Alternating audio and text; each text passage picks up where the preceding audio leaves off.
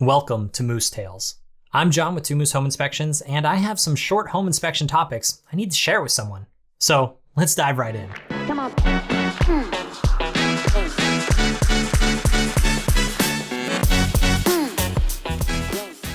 Whether we think about it or not, every day we're breathing air, and we don't always think about the composition of the air that we're breathing. But that composition is extremely important. So let's break it down. What we actually are breathing in is we breathe about 78% nitrogen, about 21% oxygen. There's a little bit less than 1% of argon, which is an inert gas. And then there's some other particles and stuff that are floating in the air that we happen to breathe in. Thinking about it, you might say, oh, well, we want to have as much oxygen as possible, but that's actually a very, very, very bad thing. First off, let's say we were in a 100% oxygen-rich environment. Well, one lighting of a match or a spark or anything like that, and the whole place would explode. Oxygen is highly flammable. The other part of that is, if we were in an area that had a whole bunch of oxygen in it, what would happen is that we would be breathing in that oxygen. Eventually, our red blood cells wouldn't be able to move any more oxygen. And so what would happen is we'd have some free oxygen inside of our lungs. That free oxygen then is going to bind to proteins inside of our lungs. And then what's going to happen is we're going to have issues with our neurological system. Our retinas are going to start being attacked by all of this free oxygen. And basically, we're going to die. And so 100% oxygen would be a very, very, very bad thing.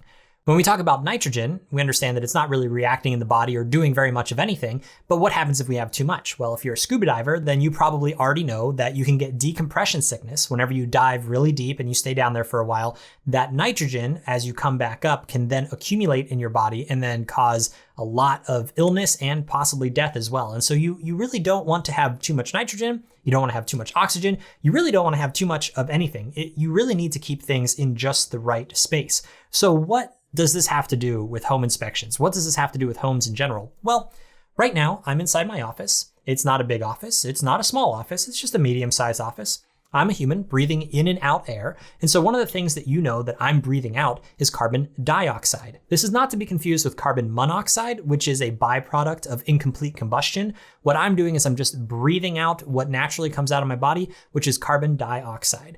And so what happens is that I'm breathing out carbon dioxide. That dog is breathing out carbon dioxide. That dog is breathing out carbon dioxide. And so now we have 3 organisms breathing out a whole bunch of carbon dioxide. Well, is that a bad thing? I don't know. It depends. Let's talk about houses. Some houses are built much more tightly than other houses are built. What does it mean to be tight? It means airtight. It means that we are controlling the amount of air that is moving in and out and through the house. Well, why would we want to do that? Well, one reason is because we want to control the amount of moisture that is inside the house. Another reason is that we want to keep all that nice conditioned air, whether it is air conditioned, like nice and cold, or if it is heated from their heaters, and we have that hot air inside of our house. We want to keep that in there during the winter. That conditioned air, we want to make sure that we are energy efficient. So a lot of houses are becoming more tight. Now, should a house be tight? If it is designed from the ground up to be tight, the answer is most definitely yes. I think that every house should be extremely tight. We should have mechanical ventilation. We should have the ability to really control the environment that we live in, because there are a lot of pollutants that are outside in the world. And if we can get rid of those pollutants, since we spend about 90% of our lives inside of buildings, it would probably be in our best interest to have the best air quality inside of our houses that we possibly could. So this brings us back to the carbon dioxide. Okay, well, I'm breathing it out. So that's perfectly fine, right? There's no problems with that. Well, there normally isn't whenever we're talking about the great outdoors. In the great outdoors, it's probably 400 parts per million on average outside. But inside of your office, for instance, you could be at about 2,500 parts per million. So we're going from 400 parts per million to 2,500 parts per million. Now, there's some really cool people at a place you might have heard of called Harvard. And what they did at Harvard is a study, just like a lot of people have done studies. This is extremely well documented, that what happens is that there is a cognitive decline, meaning your brain doesn't work so good whenever you don't have the right amounts of oxygen and nitrogen and other things that you're breathing in. Whenever we get too many parts per million of carbon dioxide, what you're going to see is about a 2% decline in cognition every 500 parts per million. So every 500 parts per million that carbon dioxide increases, you're seeing a 2% reduction in cognition. Now, quick mental math, I can't really do it because in my office, I might have 2,500 parts per million, comparatively speaking to the 400 parts per million that I would find outside. So that's a pretty big cognitive decline, which is why I still at this point can't give you the answer as to what % cognitive decline I'm suffering from right now. But you could have drowsiness, you could have slight nausea, you could have fatigue, you could have headaches and other things like that, all associated from carbon dioxide. Now, what do you do about this? Well, you could open a window, but if you open the window, then all those pollutants are coming in from that window. Is that a problem? Yes and no. It depends. Are we in the middle of wildfire season? Is there a lot of pollutant inside of the air, like all that smoke from wildfires? Well, if that's the case, then I probably don't want to have that air coming into my house. Is today an ozone action day? Well, then I probably don't want that ozone coming into my house. So what am I to do? Well, a lot of houses have what's called an ERV. There's an ERV and an HRV, energy recovery ventilator, heat recovery ventilator. With both of these things, what they do is they filter outside air, they cross the paths of the air going in and the air going out, and what that does is transmits the heat energy that is in there. So if the room is cold, the room stays cold. If the room is hot, the room stays hot, and it's really energy efficient. And so all that fresh air is coming in to make sure that our ratios of nitrogen and oxygen, carbon dioxide, and all of that is all the same. And what's happening is it goes through a filter, so we aren't getting any of those pollutants from exterior air, and we have all of that interior air being exhausted out, so we're getting kind of a fresh ratio constantly throughout the entire day.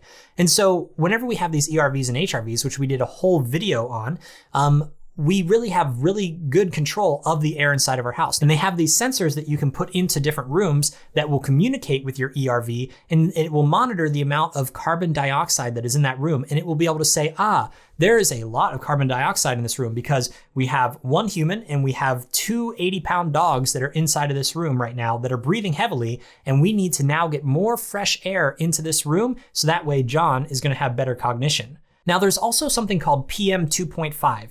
That is particulate matter 2.5 micrometers in size. That is extremely small, much, much smaller than a human hair, just ridiculously small. Again, we did a whole video on this. And so all that I have to say about that is we're gonna have to do another podcast for PM 2.5. But a lot of times, if you can smell something, that means that there's a PM 2.5 particle that is in the air. And what I mean by this is if you light incense, if you're cooking, if your dog farts, if any of those things happen, that is PM 2.5. And in fact, this same Harvard study shows that PM 2.5 also affects cognition. Therefore, we should really be paying very close attention to indoor air quality. And I think having an ERV or an HRV is probably one of the best things that you can do to manage that. And that is why I'm advocating don't light a candle, don't light incense, don't spray on a whole bunch of perfume, don't put in your lavender, whatever, and please don't use an ozone machine inside of your house. That needs a whole podcast on its own as well. That ozone machine is one of the worst things you can do for your health, for the way that it interacts with chemicals and the way it interacts with materials inside of your home. Basically, what I want is I want that fresh air from outside, and that fresh air from outside, I want it to be filtered to get rid of all that PM 2.5 type of particulates that are coming into the house. I want to have really good ratios with not a high level of carbon dioxide. And I want to make sure that my cognition in my home is the best that it can possibly be. And that's a pod. Thanks for listening to Moose Tales. This short home inspection topic was brought to you by Two Moose Home Inspections and was intended for entertainment purposes only. Keep putting one hoof in front of the other and keep those ears perked up for the next episode. Thanks again.